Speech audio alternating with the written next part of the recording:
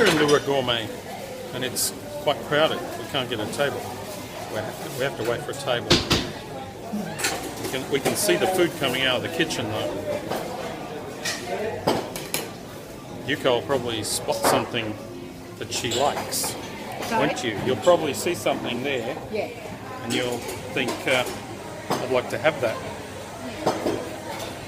That's the main way she chooses food in restaurants.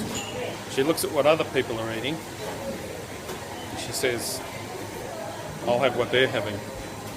Normally in Japan, there is wax food. Yeah. Yeah. In Japan, they put wax models of the food in the window, so you can see what it looks like. We got a table. What's that? Oh, it's a phone. Anyway, we're sitting here with this nice view. Look at that.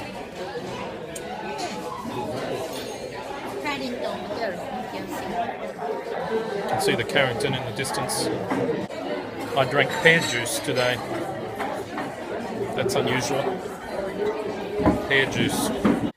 Well, did you ever, meet someone and you thought nothing of it, but then later you realised that was someone important or someone famous, and you thought, I'm an idiot.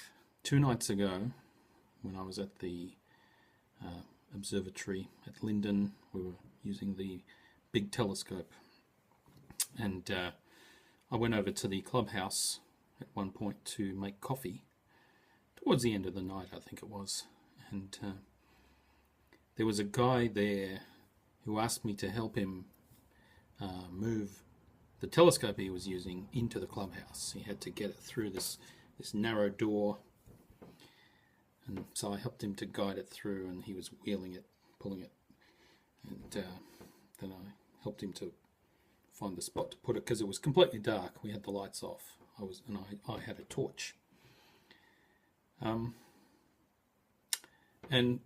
I didn't think anything of it. It was only today that I realised who that was.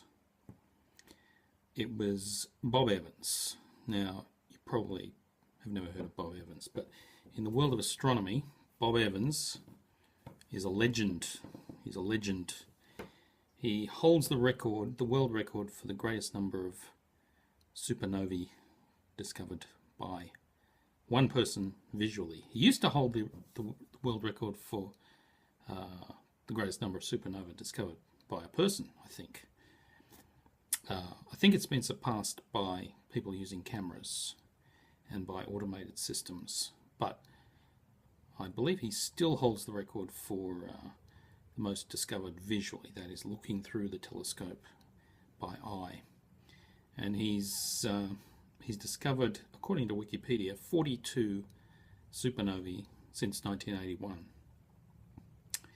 He's a legend, Now, he's one of the trustees of the observatory, that observatory where the telescope is owned by a trust, and he's one of the trustees. So I knew, that he's sometimes there, but I've never met him. So I was hoping to meet him one day, and I did meet him, but I didn't realise it was him. Well, it was dark, and as I've never met him, I probably wouldn't have recognised him anyway. And of course, the big telescope, the 30-inch telescope, is named after him. It's called the Evans telescope. I mean, I realised my mistake when one of the guys sent out a report about the evening, just summarising what happened and how everything went. And he put, several people on the mailing list for that, including Bob Evans, because he's one of the trustees. And Bob Evans replied to all and said, yeah, I was there too. I was just 30 metres away looking at galaxies. And he said, I observed 150 galaxies in 2 hours. We only managed 4 galaxies and half a dozen nebulae. We probably did, maybe a dozen objects the whole evening. He did 150 galaxies. That's because he memorises them and he knows where they are, and he just moves his telescope, looks at it, looks to see if there's a supernova there, and because he has them all memorized, he knows what each galaxy looks like. So if there's a supernova there, he just knows immediately. He can recognize it. And if there isn't one there, he just moves to the next galaxy.